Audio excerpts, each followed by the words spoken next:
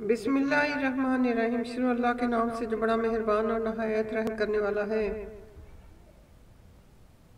سب تعریف اللہ ہی کے لیے ہے جو آسمانوں اور زمین کا پیدا کرنے والا اور فرشتوں کو قاصد بنانے والا ہے، جن کے دو دو اور تین تین اور چار چار پر ہیں۔ وہ اپنی مخلوقات میں جو چاہتا ہے بڑھاتا ہے، بے شک خدا ہر چیز پر قادر ہے۔ خدا جو اپنی رحمت کا دروازہ کھول دے تو کوئی اس کو بند کرنے والا نہیں، اور جو بند کر دے تو اس کے بعد کوئی اس کو کھولنے والا نہیں، اور وہ غالب حکمت والا ہے۔ لوگو، جو خدا کے تم پر احسانات ہیں ان کو یاد کرو۔ کیا خدا کے سوا کوئی اور خالق اور رازق ہے جو تم کو آسمان اور زمین سے رزق دے؟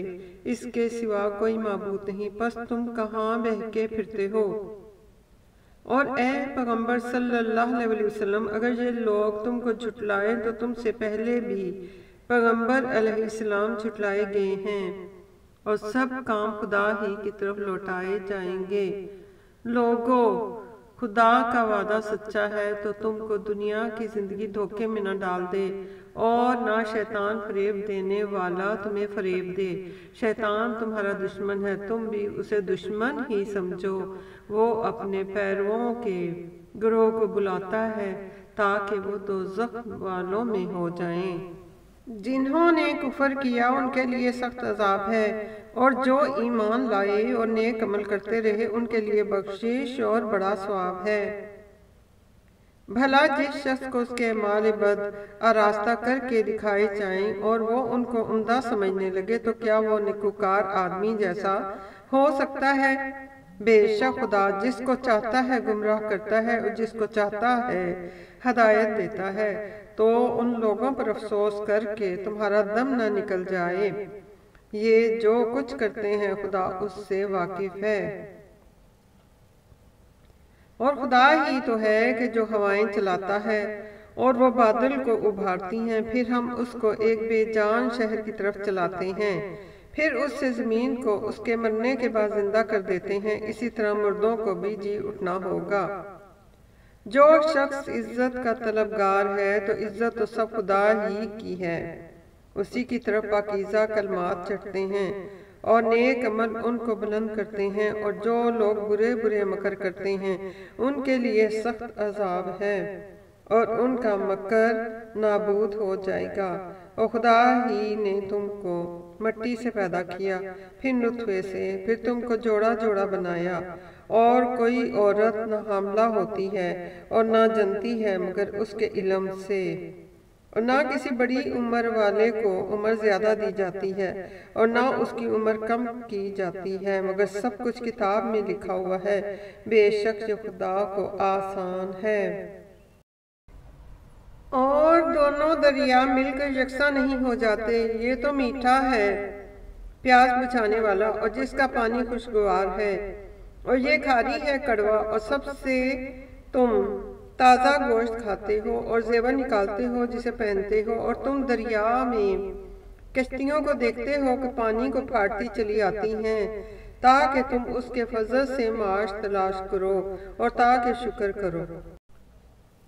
وہی رات کو دن میں داخل کرتا ہے اور وہی دن کو رات میں داخل کرتا ہے، اور اسی نے سورج اور چاند کو کام میں لگا دیا ہے، ہر ایک ایک وقت مقرر تک چل رہا ہے۔ یہی خدا تمہارا پروردگار ہے، اسی کی بادشاہی ہے، اور جن لوگوں کو تم اس کے سوا پکارتے ہو وہ کھجور کی گٹھلی کے چھلکے کے برابر بھی تو کسی چیز کے مالک نہیں ہیں۔ اگر تم ان کو پکارو تو وہ تمہاری پکار نہ سنیں، اور اگر سن بھی لیں تو تمہاری بات کو قبول نہ کر سکیں، اور قیامت کے روز تمہارے شرک سے انکار کر دیں گے، اور خدائے باخبر کی طرح تم کو کوئی خبر نہیں دے گا۔